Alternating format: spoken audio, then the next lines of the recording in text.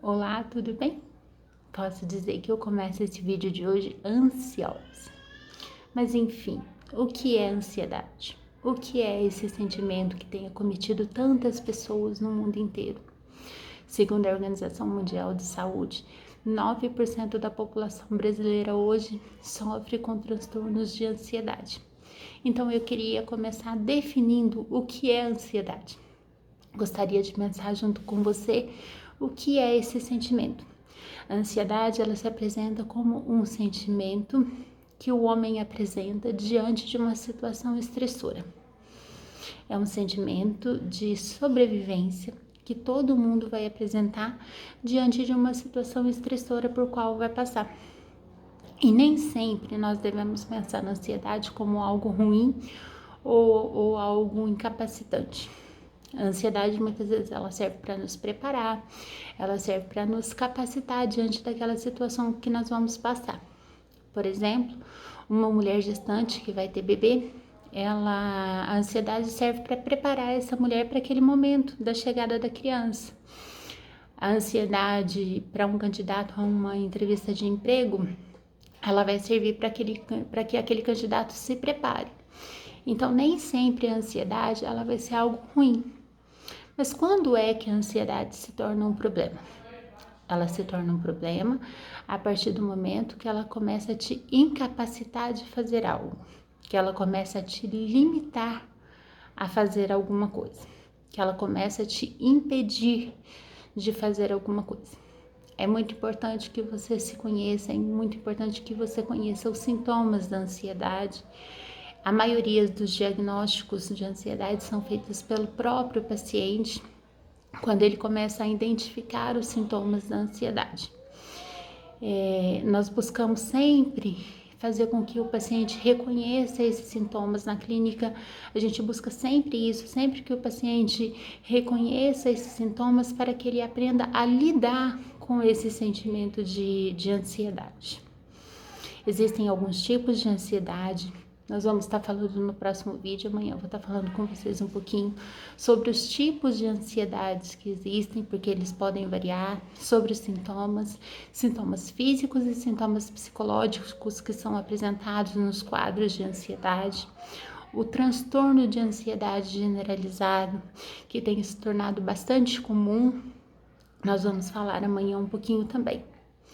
A ansiedade, ela é algo que está muito presente nos nossos dias. Nós estamos vivendo dias difíceis, dias de incerteza, e isso é muito propício para esse desenvolvimento de quadro de ansiedade. Então, que você possa reconhecer esse sentimento e aprender a lidar com ele. Eu queria aproveitar agora para poder apresentar algumas perguntas que me foram feitas ontem sobre a ansiedade. Queria responder com você. E a primeira pergunta é a pergunta da Ju, que diz assim: estou sentindo meu coração acelerado. Será ansiedade? Isso é horrível, ela comenta. Ju, pode ser ansiedade sim. Um dos sintomas apresentados num quadro de ansiedade, num quadro de transtorno de ansiedade, é essa aceleração dos batimentos cardíacos. Tá?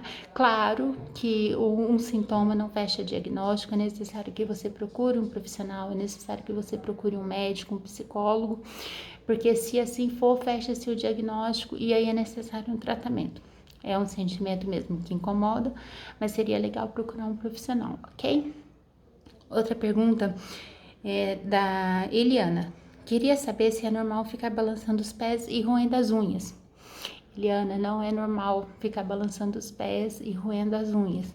Isso pode ser uma das manifestações de ansiedade, uma das maneiras que o seu corpo encontrou para manifestar essa ansiedade.